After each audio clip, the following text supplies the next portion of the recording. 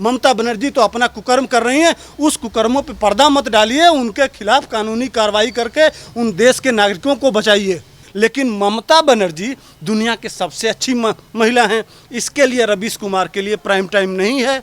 इसके लिए जो लुटियन मीडिया है चुप बिल में घुस के चुपचाप मुंह में दही जमा के सोए हुए हैं। यहाँ लोकतंत्र की हत्या नहीं हो रही है, यहाँ अभिव्यक्ति की कोई बात नहीं है। जो लाखों लोगों को मजबूरी में डर के मारे, अब कितने लोग डरे होंगे, कैसा कंडीशन वहाँ होगा, कितने लोग जाके कैंप में, डिटेंशन कैंप में आसाम में रह रहे हैं। अगर ममता बनर्जी इस तरह से कर रही हैं और भारत के नागरिक ही परेशान हो रहे हैं, रो रहे हैं, बिलख रहे हैं, चीख रहे हैं, तो क्या मतलब है इस देश का। वेस्ट बंगाल में जो चुनावी हिंसा हुई थी और लगातार जिस तरीके से तमाम लोगों को वेस्ट बंगाल छोड़ने पर मजबूर किया गया था, अब दिलीप घोष ने कहा है कि वेस्ट बंगाल में जो हिंसा हुई उसके दौरान 37 से ज़्यादा भाजपा कार्यकर्ताओं को मार दिया गया।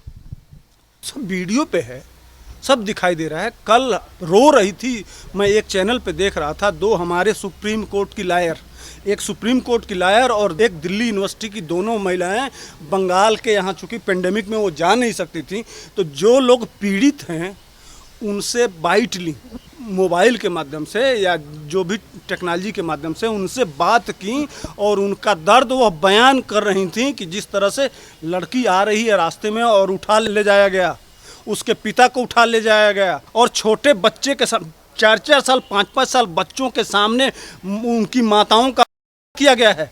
इस तरह के वीडियोज हैं। और जब प्रशासन के पास गए हैं थाने में मुकदमा लिखवाने, तो उनके खिलाफ एफआईआर हो गया है। जो किए हैं उनके खिलाफ नहीं किया गया है, बल्कि उनके खिलाफ एफआईआर कर दिया गया है। ये चल रहा है वहाँ। लेकिन मोदी जी हिटलर हैं, मोदी जी तानाशाह हैं, मोदी जी सबसे बड़े लोकतंत्र के हत्यारे हैं, सबसे बड़े माने दुनिया का सबसे खराब आदमी मोदी जी हैं।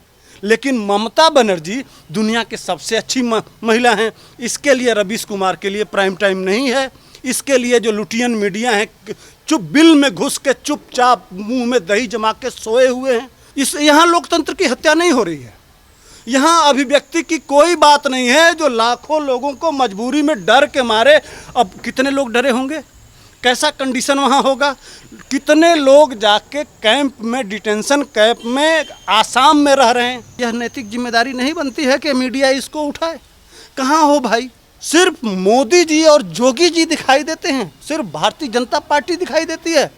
आज 6 महीना से दिल्ली के बॉर्डर पे घेर के बैठे हुए हैं किसान लोग, उनको फ्री कुछ भी करें, कुछ भी करें, मारें पीटें, कुछ भी करें।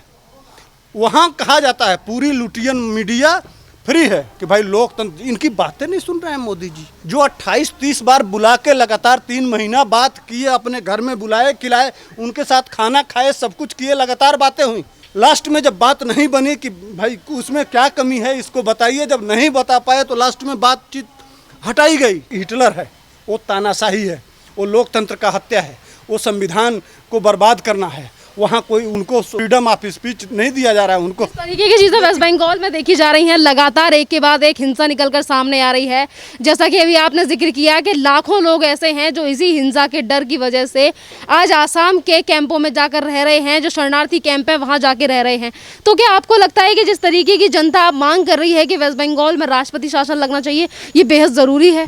मैं तो यह कहूँगा कि 1200 महिलाएं, इस देश की 1200 वकील महिलाएं सुप्रीम कोर्ट के चीफ जस्टिस को एप्लीकेशन लिखी हैं, सबूत है उनके पास, एविडेंस है, सब कुछ। उन छोटे छोटे मासूम बच्चों के दर्द के बारे में उसका वीडियो है, जिन बच्चियों के साथ, हमारी बहनों के साथ बलात्कार हुआ है उसका वीडियो है, जो लोग प्रताड़ित हुए हैं, जिनके घरों को तोड़ दिया गया है उसका वीडियो है। ये जो बंगाल में जो चल रहा है, जो कंडीशन बनाया गया है, जिस तरह का जो रोते हुए बिलखते हुए बच्चे, औरतें और बूढ़े बुजुर्ग और बुजुर्गों के साथ जो अत्याचार हुआ है, उन 1200 महिलाओं को अपना दर्द बयान किए हैं और उस बयान को लेके वह 1200 वकील, महिला वकील इस देश की सुप्रीम कोर्ट के चीफ जस्टिस के पास पहुंची हैं कि आप इस पे न्याय करिए। तो अब सुप्रीम कोर्ट की जिम्मेदारी बनती है कि कम से कम आप एक एसआईटी गठित करिए, सुप्रीम कोर्ट के पुराने जज को उसका अध्यक्ष नियुक्त करिए, उसमें महिला आयोग को रखिए, उसमें SC ST आयोग को रखिए, उसमें भारत सरकार की अन्य संस्थानों को रखिए। मैं नहीं कहता कि मोदी जी और ममता बनर्जी में हो सकता है वो विवाद, वह मुख्यमंत्री हैं, वह प्रधानमंत्री हैं, इन लोगों का अपना राजनीतिक लाभ हो सकता है, उनको कुर्सी चाहिए, उनको कुर्सी चाहिए, यह लोग कुर्सी के लिए लड़ सकते हैं, लेकिन वह उनका कौन सा दोष है? वह तो इस देश के नागरिक हैं। वह डिटेंशन कैंपों में क्यों रहें? वह बहनों के साथ जो बलात्कार हो रहा है उनको न्याय क्यों न मिले? जिनका घर तोड़ दिया गया है उनके वो कहाँ रहेंगे? इस तरह का पीड़ा भारत में रह के भारत के नागरिकों के साथ रहे तो क्या मतलब है इस संविधान का? क्या मतलब है सुप्रीम कोर्ट का? क्या मतलब है न्यायालय का? कहाँ गई पुलिस की व्यवस्था? कहाँ गई प्रशासन की व्यवस्था? जहाँ इतना बड़ा प्रशासनिक व्यवस्था है भारत सरकार की, अगर इस तरह से बंगाल में हो रहा है तो इसका क्या मतलब है? कैसा संविधान, कैसा विचारधारा, कैसा लोकतंत्र? कौन कहता है इसको लोकतंत्र? जहां सरेआम वीडियोज आ रहे हैं और चुपचाप पूरा भारत का मीडिया और प्रशासन और सब कुछ सोए हुए हैं। हम नागरिक नहीं हैं, हमारा कोई अधिकार नहीं है, कोई बोल भी नहीं रहे आज के डेट में किस तरह से बंगाल में हो रहा है। कल जम्मू कश्मीर की तरह से वहां भगा दिए जाएंगे सारे लोग। कैसा लोकतंत्र भाई? इसलिए कि जो सरकारें, अगर ममता बनर्जी इस तरह से कर रही हैं और भारत के नागरिक ही परेशान हो रहे हैं, रो रहे हैं, बिलख रहे हैं, चीख रहे हैं, तो क्या मतलब है इस देश का? क्या इसीलिए हमारे पूर्वज गांधी जी और सारे लोग इस देश को आज़ाद कराए थे? इसी तरह का कंडीशन खड़ा कर दिया जाएगा, इसी तरह की विचारधारा लाई जाएगी, इसी तरह से होगा इस देश में कि औरतों का सरेआम उठा के रास्ते से, वो बच्ची गई थी अपने ननिहाल और मामा के घर, और मामा के घर से आ रही है और रास्ते में से उठा लिया गया, उसको 3 दिन वीडियो बना के और वीडियो सर्कुलर किया जाता है, और जब उसका गार्जियन जाता है तो उसके खिलाफ मुकदमे लिखवा दिए जाते हैं। जो पीड़ित है उसके मुकदमा। कैसा पुलिस? वो पुलिस वालों को शर्म आनी चाहिए कि वह वर्दी पहनते हैं तो क्या संकल्प लेते हैं। ममता बनर्जी जो संकल्प ली हैं, जो कसम खाती हैं कि हम संविधान की रक्षा करेंगे और सबको बिना भेदभाव के सबको समान अधिकार देंगे, कहाँ गया ये सब विचारधारा? जब इस तरह का संविधान का शपथ लेके अगर उसको तोड़ देते हैं तो इनके खिलाफ कानूनी कार्रवाई होना चाहिए, चाहे वह पुलिस वाले हों और चाहे ममता बनर्जी हो। क्यों नहीं लगना चाहिए 356? यह तो सीधे क्या मतलब है?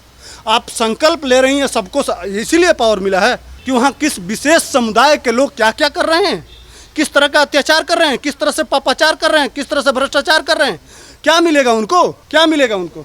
क्या मिलेगा उनको? ये क्या क्या चल रहा है बंगाल में? हम लोगों को देख के हम कलेजा फटता है, रोता है। वीडियो जाते हैं तो हम लोग, इस देश के नागरिक लोग हटा देते हैं। किस तरह से पीड़ा सोशल मीडिया पे लोग किस तरह से चिल्ला रहे हैं, चीख रहे हैं।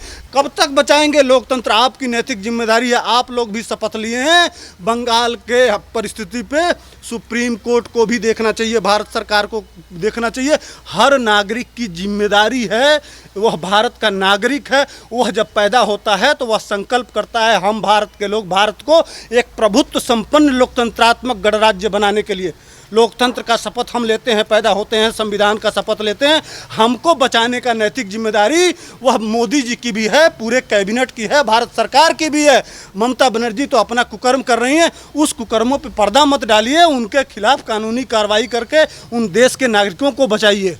यहाँ पर जो पुलिस का नाम आपने लिया कि पुलिस के सामने जिस तरीके की चीज़ें हो रही हैं और पुलिस की तरफ से जो अपराधी है उसके ऊपर कोई केस नहीं किया जा रहा, बल्कि जो अपनी याचिका लेकर पुलिस स्टेशन जा रहा उसी के ऊपर उल्टी कार्रवाई की जा रही है। तो एक कोलकाता हाई कोर्ट की तरफ से भी एक कमेटी बनाई गई है जिसमें राष्ट्रीय मानवाधिकार के भी चेयरमैन है और राज्य मानवाधिकार के भी चेयरमैन है और बाकी के और भी लीडर्स हैं। सवाल ये है कि जिस तरीके से अगर ये कमेटी बनाई गई है तो क्या इस कमेटी को वहाँ के प्रशासन से और पुलिस प्रशासन से सवाल नहीं करनी चाहिए कि आपने क्या जो है यहाँ पे व्यवस्था कर रखी है कानून की? हाई कोर्ट ने बहुत अच्छा काम किया है, मैं धन्यवाद देता हूँ बंगाल के हाई कोर्ट को। आईना बहुत अच्छा दिखाया, लेकिन हाई कोर्ट के ऊपर सुप्रीम कोर्ट है, सुप्रीम कोर्ट के ऊपर कोई कोर्ट नहीं है। सुप्रीम कोर्ट के वर्डिक्ट को सुपर वर्डिक्ट माना जाता है और वह माना जाता है कि चूंकि सुप्रीम कोर्ट जो कुछ भी करता है वह संविधान उसका आईना होता है, उसमें देख के करता है।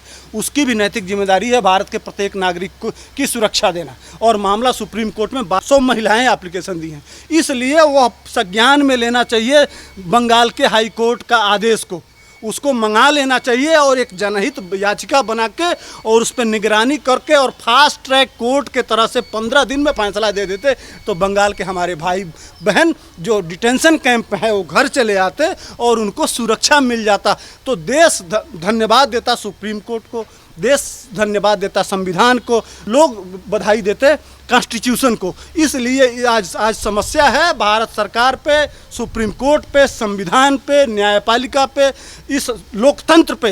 ये सबसे बड़ा प्रश्न चिन्ह है, इसको सारे बड़े लोग मिलकर बचा लें। धन्यवाद सर।